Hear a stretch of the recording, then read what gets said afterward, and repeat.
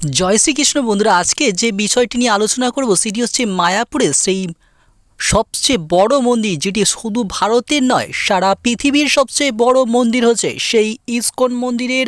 Mayapur ISKCON মন্দিরের চন্দ্রোদয় মন্দিরের কথা আজকে বলবো। সেখানে কি কি আছে এবং কি কি দেখতে পাবেন এবং কিভাবে যাবেন, সব কিছুর কথা আজকে আমরা জানাবো। তাই অবশ্যই সাবস্ক্রাইব করে সঙ্গে থাকবেন। দেখছেন আলোর সন্ধানে। আমরা এই ধরনের ভিডিও সবসময় দিয়ে থাকি।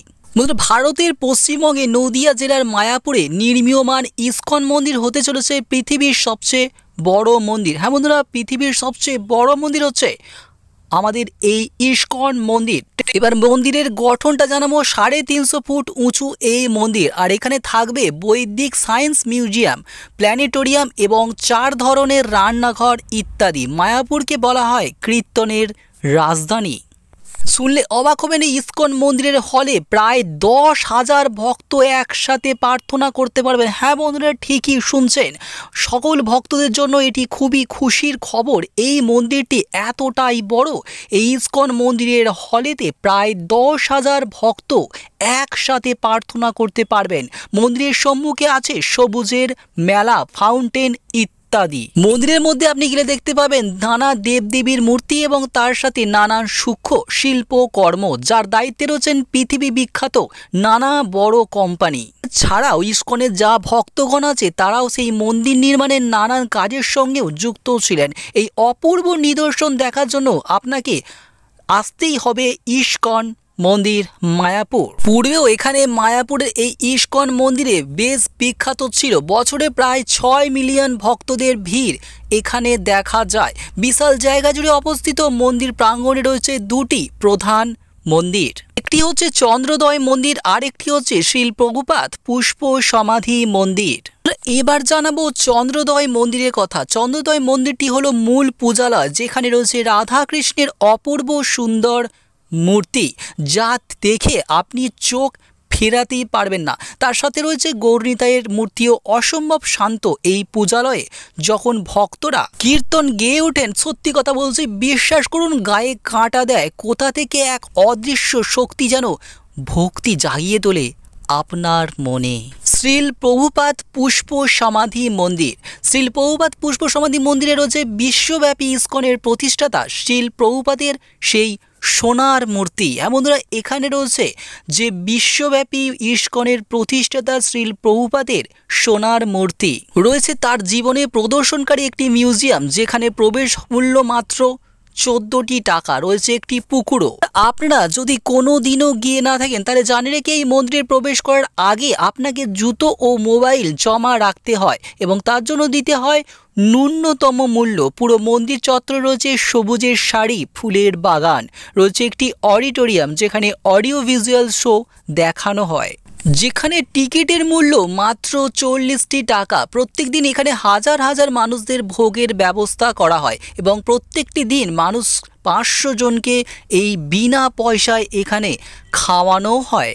এছাড়াও বাকিদের জন্য 30 টাকা থেকে 70 টাকা পর্যন্ত নানান দামের ভোগের টিকিটও রয়েছে, যাতে পাবেন ভাত, তরকারি, খিচুড়ি, পোলাও এবং নানা ধরনের সুস্বাদু খাবার।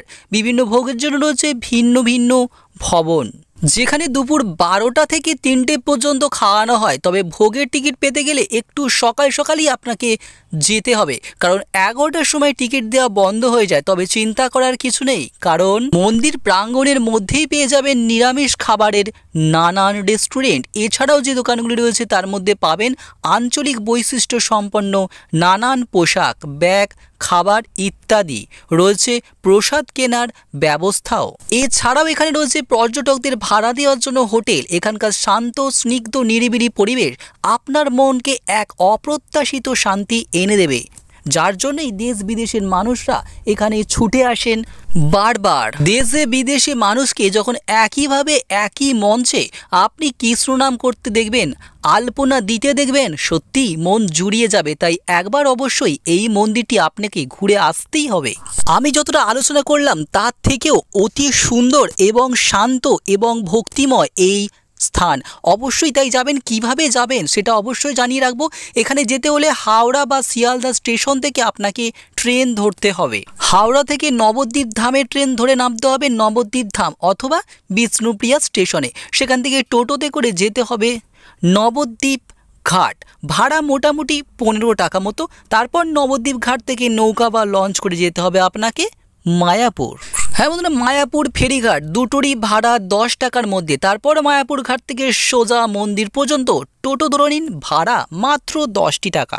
আর শিয়ালদা থেকে যেতে হলে আপনাকে কৃষ্ণনগর গ্রামে যে কোনো ট্রেনে চলে যান কৃষ্ণনগর স্টেশন, আর সেখান থেকে টোটো ধরে নদীঘাট, তারপরে নৌকা করে মায়াপুর ঘাট, সেখান থেকে টোটো করে একেবারে মন্দির। এখানেই শেষ নয় বন্ধুরা, ইস্কন মন্দির ছাড়াও আপনি আরও কিছু এখানে দেখতে পাবেন। কি কি দেখতে পাবেন চলুন জেনে নিন।